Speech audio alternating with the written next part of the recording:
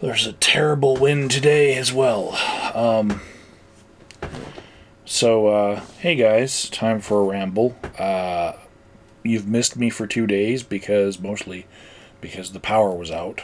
There was a derecho over the weekend in Denver. Went across the plains.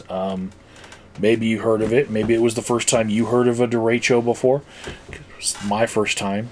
But basically, it's like a hurricane-force wind that doesn't spiral. It just all goes in the same direction. I figure it has the same root word as the Spanish word for direction. But it was just a line of storms that went through and knocked down some tree limbs from houses, put some tree limbs all over the neighborhood, scraped up my truck pretty bad. Yeah. Misty took a chainsaw out and cut that tree limb. It's now on my trailer, ready to go to the tree pile that the city has. You only get to go there once a month to drop off tree limbs for free. So, anyways, also got a haircut because we're at the lull right after the first wave of the pandemic, and I decided, now is the safest time that I'm going to see before the second wave. Pretty much, we're at a slow burn of, there's still a couple cases out there. If I'm going to make a run for it and try to get a haircut, might as well go now. Never know when the second wave's going to hit, So, decided to go get a haircut. So, while I've had some very lively discussions about my beliefs about some of the cases that have been, the fuel for the latest string of Black Lives Matter protests, I do think that a lot of people that are going to watch this video will agree with me when I say that police need to be regulated like everybody else with a lot more transparency. And what I mean by that is that I'm a part of a profession that is regulated by the state where I need a license to do my job, right? So when I got this license, it was, I have actually two of them right now, but for getting my professional license, I had to go to the Department of Regulatory Agencies, submit all the proof that I had the prerequisites to have the licenses that I have. And this is something that you would need if you were a registered nurse, if you were a real estate appraiser, if you were an acupuncturist, a naturopathic doctor, a chiropractor, an acupuncturist. I said acupuncturist, didn't I? Basically, DORA regulates a lot of things that I don't even think that the state should give credence to, but they regulate other things that I do agree with, like social workers, psychiatric technicians, doctors, taxis. But I have had a professional license before, about 5 years ago, that I did not need to go through DORA for. And that was when I got my Denver Merchant Officer license.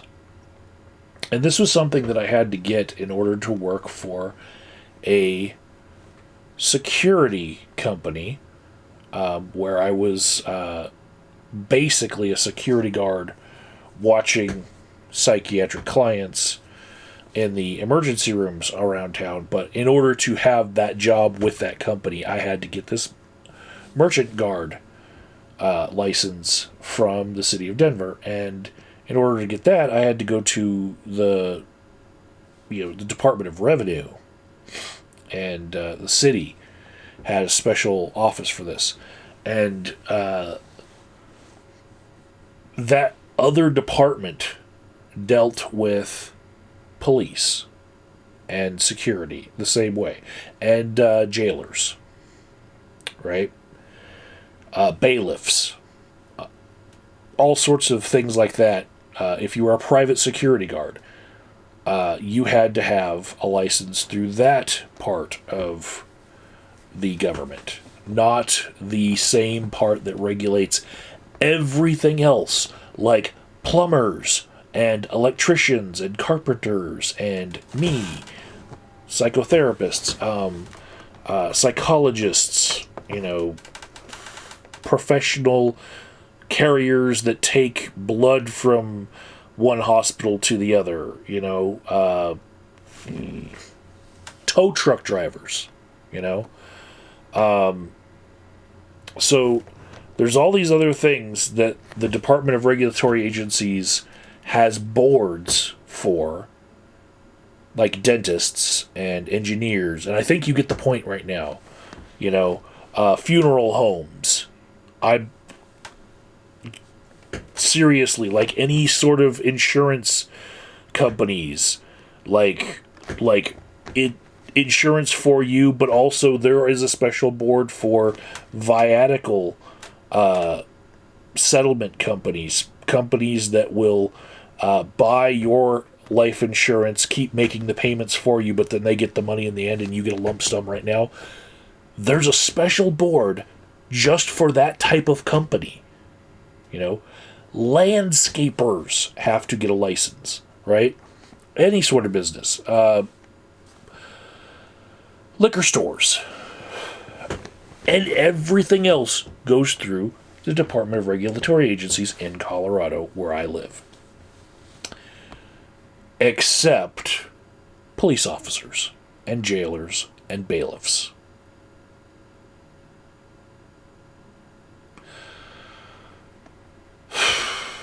And that's something that doesn't sit well with me. Because if I were to get a complaint, or if a boxer were to get a complaint because he tested hot on a blood test the day before he was supposed to fight, then the results came in that invalidated the fight results, there's a record that goes on his license. And then whatever sort of stipulations the board that is over that boxer gives him is public knowledge, and you can look it up, right, with his boxing license. Same thing with every profession. If you have fucked up, it is public knowledge. Every board action is public, right? And that is for the public safety. But police officers, they don't get that sort of scrutiny.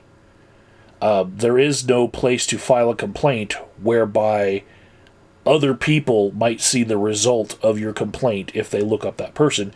You can't even look up who's a police officer.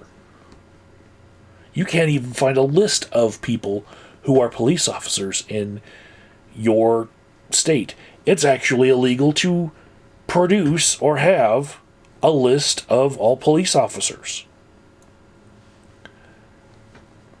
And they're going down this rabbit hole before even making this video. I followed the story of a company called RateMyCop.com. In 2008, they were taken down by GoDaddy, and there was a whole bunch of complaints from police officers that made GoDaddy take down the website, but then GoDaddy gave them reasons like, oh, well, you were having too much traffic to your website, and so we had to shut it down because you were paying for one rate, and then it just couldn't handle the amount of traffic. That was what they said in the end, because they're trying to cover their asses legally, because they didn't want to be a part of free speech lawsuits and whatnot. So there were lawsuits, and yeah, there's a whole story to that. But basically, since 2008, RateMyCop.com has not been a website and has been unlisted from the domain name registry. So when you type in RateMyCop.com, you don't even get anything. Not even this site is owned by the Department of Justice, kind of like some Backspace.com got taken over, like 8chan for a while. There's nothing. It's just unlisted. You don't get a reason. The closest thing I could find to a list of police officers was USA Today. By the way, links to a whole bunch of the shit that I'm going to spout out of my mouth in the description box. USA Today, actually last year, they found a collection of 85,000 different officers' complaints. And they did some statistics on it. They found that less than 10% of the officers were the actual problems, but still around 10%, right? And they also found that there were 20 officers that had more than 100 complaints, and were still there. And basically, the thing that USA Today did that I salute them for is they created a database of all the police officers who were fired and banned from ever being a police officer again. That is a workaround towards it's illegal to post current police officers' names and addresses and phone numbers and allow complaints to be amassed to them via a website, right? You can't do that on a Yelp for police departments.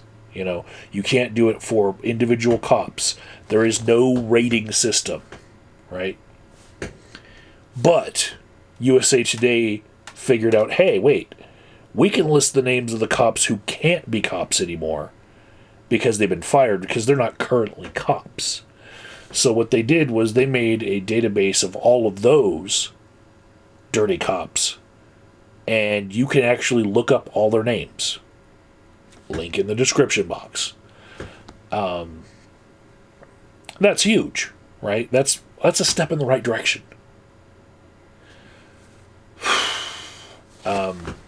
The next biggest thing I found is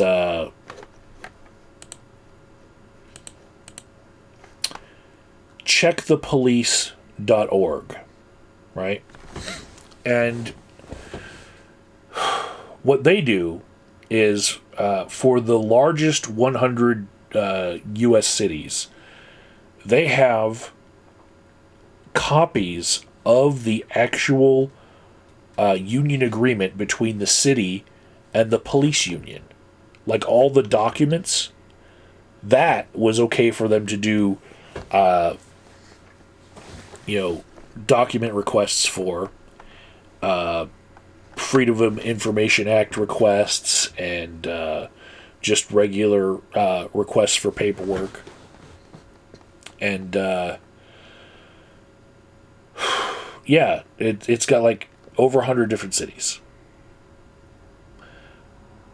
What I don't like about this new trend, that it happened in Camden, and it also happened in it's happening in Minneapolis right now. They are disbanding the police, right? And you might hear this as like the defund the police argument right now. What they're doing is they're getting rid of the police union contract by firing all of them all together and saying, no, we don't want anyone in this union. We're firing in order to work as a police officer, the union contract says they must be a union police officer. You can't join the police and not be a member of the union. In order to get rid of that union and that contract altogether, what Camden did and what Minneapolis is doing now, they're just firing everyone. They're going to make the decision, you know what? We'll fire all of them. They can apply for their old job back, but there will be no union. We're going to dictate what the rules are now.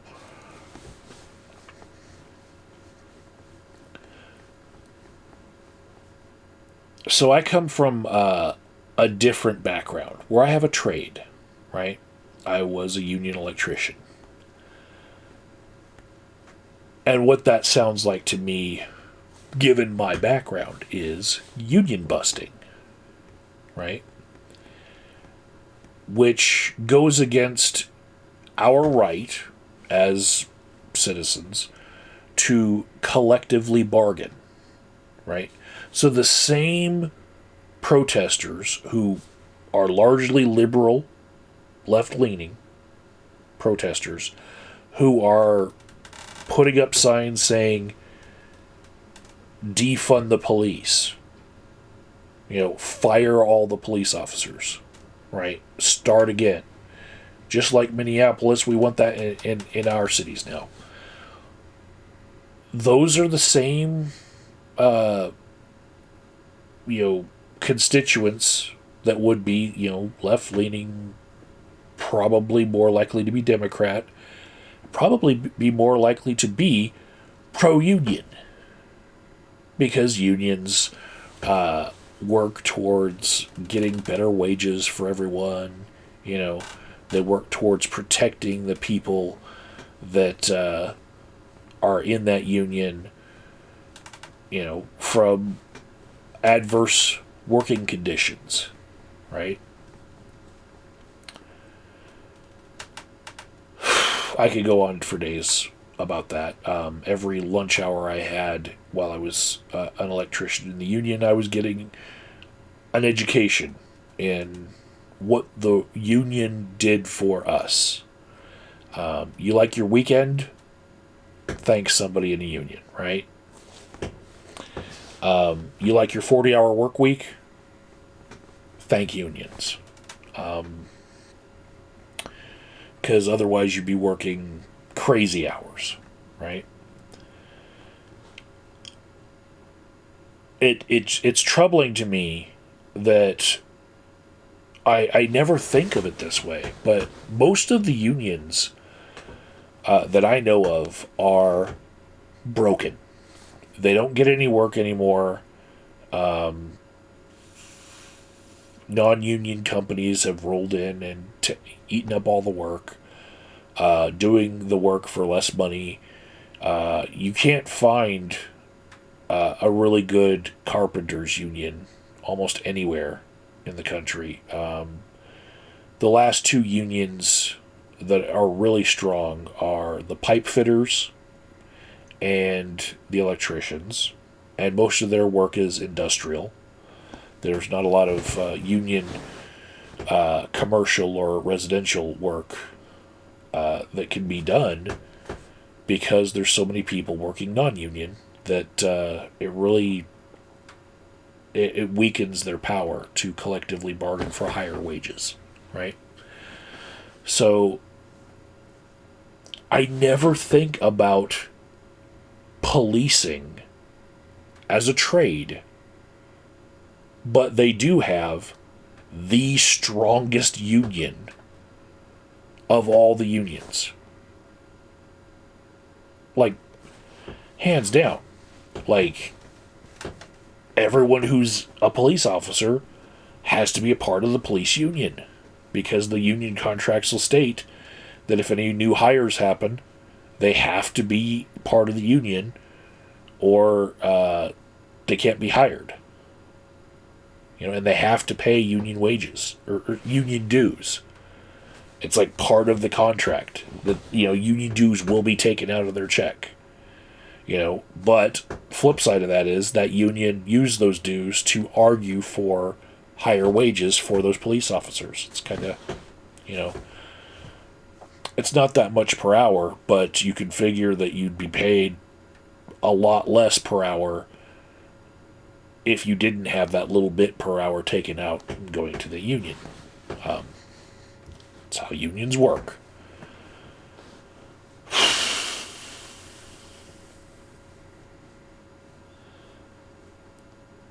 I don't like what I'm seeing, but I don't see a way around it. What I'm seeing is liberal people arguing against the existence of unions.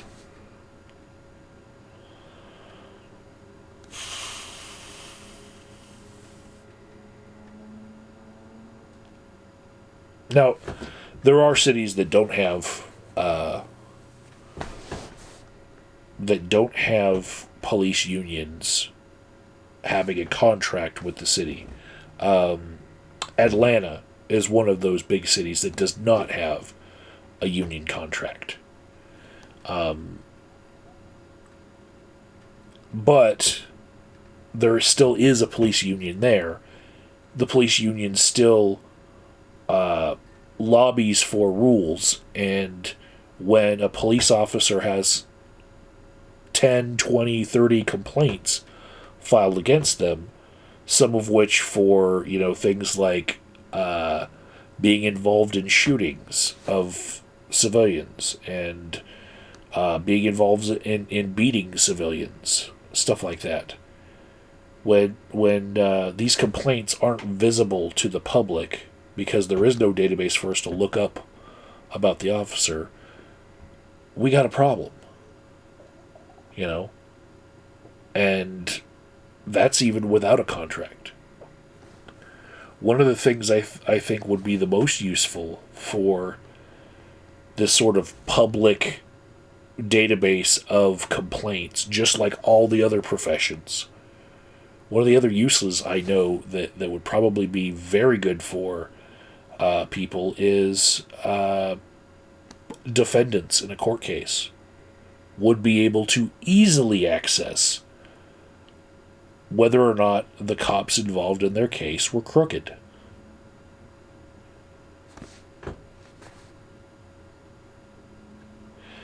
As it stands now, your public pretender would have to ask for those records from, the police department. The union would have to look at the request and see if it would violate any of the union contract to be just handing over these records. And then, you might have to have a judge make a ruling as to whether or not you actually need them. But you know what?